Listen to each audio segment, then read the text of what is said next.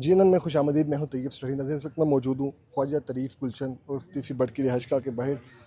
हमारे साथ मौजूद हैं सलमान कुरैशी साहब, सीनियर क्राइम रिपोर्टर हैं। बात करते हैं कुरैशी साहब, ख्वाजा तरीफ गुलशन और तीफी भट्ट सीसीडी के साथ जो है पुलिस मुकाबले में साथियों की फायरिंग से हलाक हो जाते हैं। अभी तक उनकी डेड बॉडी घर नहीं पहुंची। क्या कहेंगे, क्या खबर है? जी, ये मुबैना पुलिस मुकाबला है और सीसीडी को बहुत ज़्यादा ताने भी दिए जा रहे थे आम लोगों की जानिब से, और कुछ वकला हजरात की जानिब से, कानून दान थे जो उनकी जानिब से, कि जो मामूली लोग होते हैं उनके तो इनकाउंटर सामने आते हैं लेकिन कभी किसी बासर शख्सियत का इनकाउंटर नहीं सामने आया, क्योंकि इनकी जो फैमिली बैकग्राउंड है वो ताजर बरदरी है। इनके बड़े भाई जो ख्वाजा अजहर गुलशन है वो भी जो अंदरून शहर की मार्केट है उसके कई सालों से सदर चलते आ रहे हैं और 50 साल के करीब अरसा गुजर चुका है। इन्हें खौफ की अलामत भी समझा जाता था।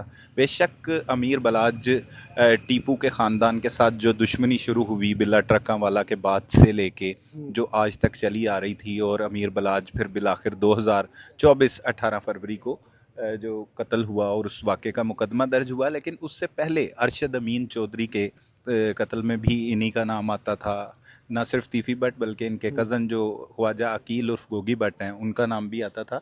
तो एक तो खौफ की अलामत भी समझा जाता था, दूसरी जानिब बाअसर इन्हें जो है वो बहुत ज़्यादा लोग समझते थे, और ऐसा था भी कि सियासी ताल्लुकात भी थे, वाबस्तगियाँ भी थीं, और हुकूमत जो आजकल हुकूमत हमारी नून लीग की है उनके साथ भी इनकी सियासी वाबस्तगियाँ थी, उन्हीं को सपोर्ट करते थे। लोगों ने ये सोचा नहीं था कि ऐसा हो जाएगा, लेकिन फिर भी रहीम यार खान के इलाका में एक मुबैना पुलिस मुकाबला हुआ, और कुछ देर कबल उनके भाई जो हैं वो ये कह रहे थे कि पुलिस उनकी जो लाश है, मैयत है, उसे नहीं दे रही। वो कह रही है कि पहले वीडियो बयान जो है वो जारी किया जाए, किस और तरह का वीडियो पे? वीडियो बयान के हम किसी किस्म की कानूनी कार्रवाई नहीं करवाएंगे।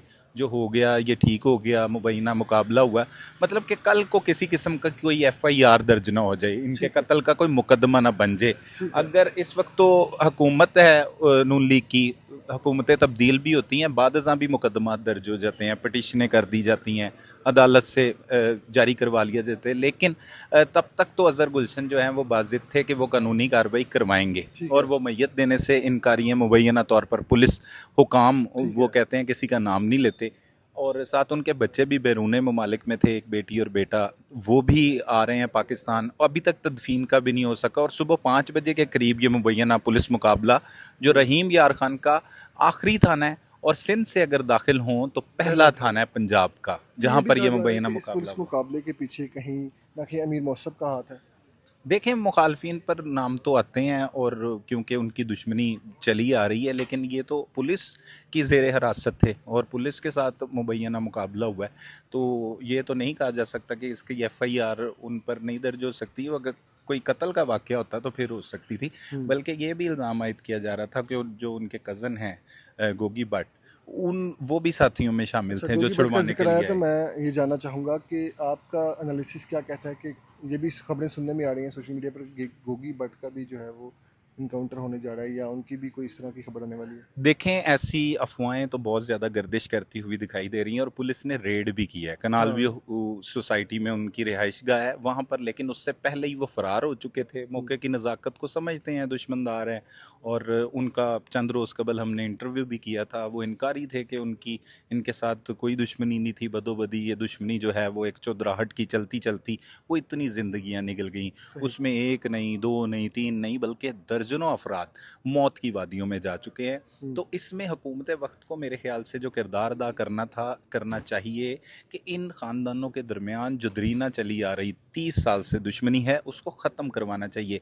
तीफी भट्ट या गोगी भट्ट या और किसी का पुलिस मुकाबला इसका हल नहीं है। बच्चे हैं, उनके दिलों में नफ़रतें वैसे ही रहनी हैं, तो वो कल को भी अपने जो एक दुश्मनी होती है उसे कुछ कर सकते हैं, उसके लिए कोई ऐसा कदम उठा सकते हैं, कोई किसी पर हमला करवा सकते हैं, तो फिर तो ख़ानदान वैसे ही जलते रहेंगे बिल्कुल। इन नफ़रतों में।